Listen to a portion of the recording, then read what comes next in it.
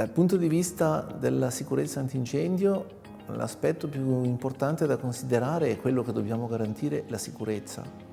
La sicurezza antincendio richiede, pretende, a ragione, che in caso di incendio si riescano a salvare la vita delle persone e eventualmente anche il resto che si vuole mettere in salvo. E questo è l'obiettivo principale. Il fatto che si abbia a che fare con un materiale che ha caratteristiche più o meno particolari in caso di incendio è un aspetto da considerare, ma non è l'aspetto essenziale.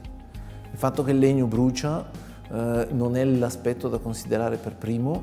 La prima domanda da farsi è: qual è l'effetto del fatto che il legno brucia sulla sicurezza antincendio? E per fare questo dobbiamo chiederci cosa succede quando il legno brucia. Le strutture in legno dei nostri edifici sono tutte piuttosto grosse, piuttosto massicce. In caso di incendio il legno comincia a bruciare se lo lasciamo senza nessuna protezione particolare, però prima che il legno perda le sue caratteristiche meccaniche deve passare del tempo, e questo tempo è quello che ci dà quel margine di sicurezza per cui chi deve essere posto in salvo può essere messo in salvo, chi deve uscire dall'edificio può uscire e eventualmente possono arrivare i vigili del fuoco o comunque le opere di soccorso. E questo lasso di tempo è l'aspetto essenziale per definire la sicurezza antincendio. From the fire safety point of view, the most important, let's say, issues in buildings, or let's say the most important things we have to consider are we have to delay the actual start of the fire, that's one thing, and we have to prevent the spread of fire from the location where it happened to other parts of the building. So this is very important. And if we're building with wood, we pretty much have different ways of how we go about those things. So wood itself reacts to fire, it burns, so in a way it actually gives more energy to the fire, technically. But it burns in a very controlled, slow, predictable manner. That means it's actually very resistant to fire, on the other hand. Wood catches fire, but then it burns very slowly and very controllably. So wood, let's say soft woods like spruce and pine, burn with a rate of about 0.7 millimeters per minute. The wood that's going to be behind that is going to be completely intact, it's going to have full load carrying capability. So despite the fact it's going to be burning on one side, we're going to have a completely stable and safe structure on the other side, and the temperature on the other side of the wall or floor or plate, whatever, is not going to be rising by much or just marginally. We look basically at how the load carrying capacity of the structure develops as a function of time and temperature. So we know in the case of fire that the temperature goes up and basically within 10 minutes it can go up to 800, 900, even 1000 degrees. Now, what we look at in concrete, in steel and in wood, how does the load carrying capacity develop when the temperature is so high? And in steel, generally we know that it becomes weak at 250, 350 degrees. It becomes weaker, so it loses a little bit of the load carrying capacity. In wood, however, it works a little bit different. We have a front of carbonization inside our walls, our floors. And this front of carbonization is slowly progressing over time. But it also means that what is after the carbonization layer, basically we have sound wood, we have sound material. So that material still has a load carrying capacity. And that means that we can predict with a very high accuracy what is the load capacity after 30 minutes of fire. So we can actually predict how long the building will stand up in a fire case. And that also means that we can predict how much time people have to escape from a building and how much time the fire brigade has to go into the building and save lives, because that's the main issue in fire safety design.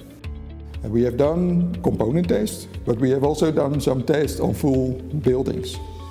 Actually, one of the tests that has been done was done here in Trentino, so in the Arco Alpino.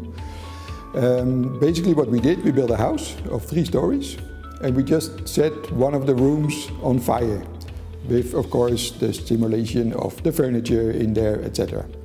And there we actually can see that the structure is extremely fire safe because the fire is not progressing outside of the room which we have set to fire. So even after an hour, the structure is basically perfect except for the room where we had the fire.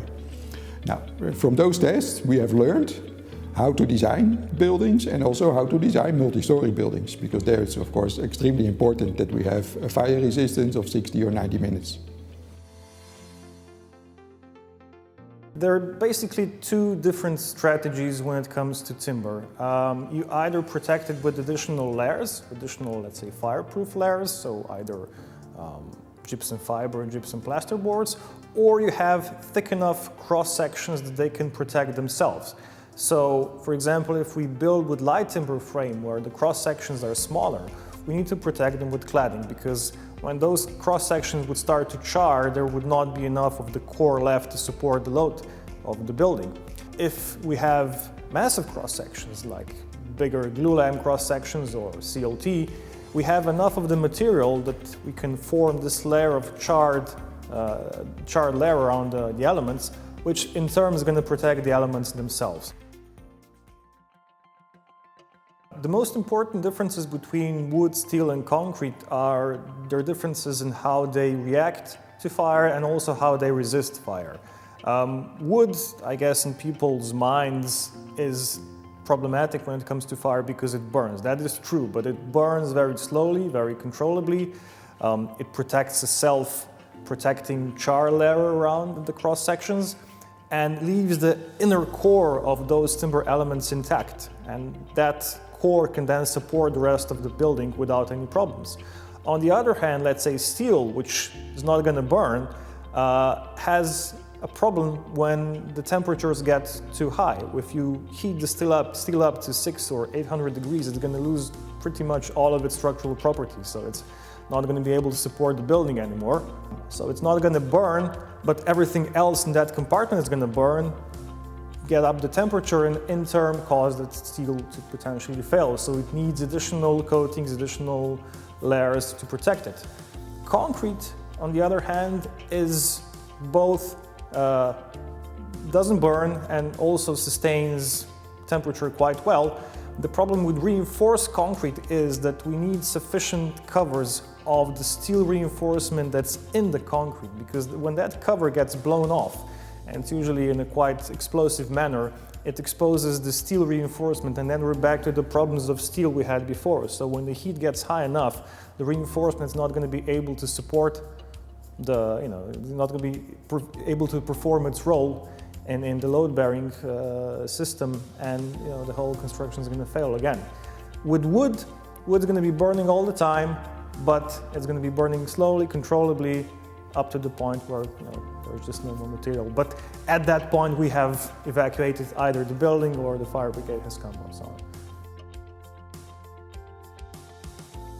Perché il legno è prevedibile anche in caso di incendio. Wood is safe.